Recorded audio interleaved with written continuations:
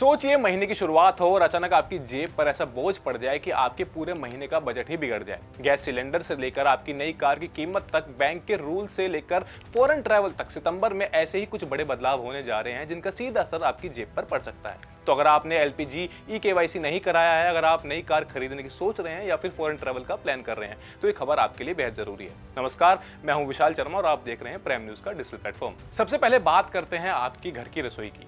हर महीने की पहली तारीख को देश की oil marketing companies LPG cylinder के नए रेट्स जारी करती हैं। ऐसे में 1 सितंबर को डोमेस्टिक और कमर्शियल एलपीजी सिलेंडर की कीमतों में कुछ बड़े चेंजेस देखने को मिल सकते हैं।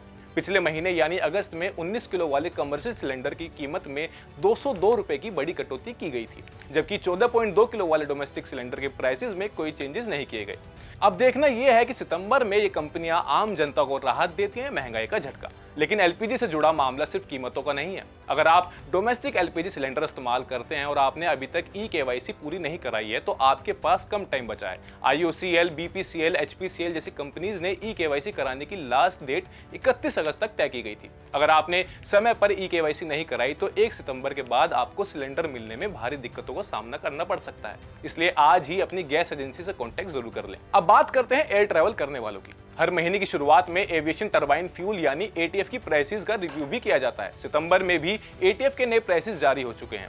एटीएफ के प्राइस घटने या बढ़ने का सीधा असर एयरलाइन कंपनीज के ऑपरेटिंग कॉस्ट पर पड़ता है, जिसका असर सीधा आपकी एयर ट्रैवल के किराए पर दिखाई देता है। इसके अलावा अगर आप फॉरेन जाने का प्लान कर रहे हैं तो आपके लिए गुड न्यूज है। अब पैसेंजर को इमिग्रेशन काउंटर पर बोर्डिंग पास पर स्टैंप लगवाने की जरूरत नहीं पड़ेगी। अब आप अपने मोबाइल में मौजूद इलेक्ट्रॉनिक बोर्डिंग पास या उसकी प्रिंटेड कॉपी दिखाकर भी इमिग्रेशन की प्रोसेस आसानी से कंप्लीट कर सकेंगे। इस बदलाव से एयरपोर्ट पर लॉन्ग क्यूज और पेपर वर्क का झंझट कम होगा, जिससे यात्रियों को टाइम बचेगा और फॉरेन ट्रैवल का एक्सपीरियंस पहले से ज्यादा और स्मूथ हो सकता है।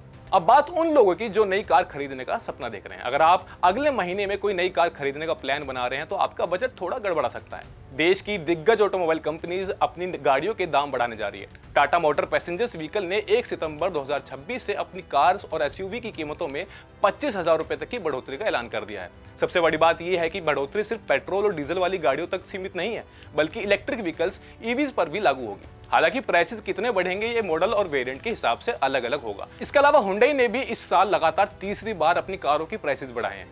इसलिए अगर आप फेस्टिव सीजन से पहले कोई भी नई कार खरीदने का सोच रहे हैं तो पुरानी और नई कीमतों का डिफरेंसेस जरूर समझ लें। और अब बात करते हैं बैंक अकाउंट्स और टैक्स से जुड़े जरूरी कामों की। अगर आप बिजनेस या प्रोफेशन से जुड़े हैं और आपको ITR 3 और ITR 4 जैसी कैटेगरीज में रिटर्न भरना है तो 31 अगस्त की डेडलाइन आपके लिए काफी इंपॉर्टेंट है, क्योंकि अगर तय समय के अंदर ITR फाइल नहीं किया गया तो सितंबर की शुरुआत के बाद आपको पेनल्टी या एक्स्ट्रा कंप्लायंसेस प्रोसेस का सामना करना पड़ सकता है। वहीं अगर बैंक की तय लिमिट से ज्यादा बार एटीएम से कैश विड्रॉ करते हैं तो सितंबर से आपको एडिशनल चार्जेस पे करने पड़ सकते हैं।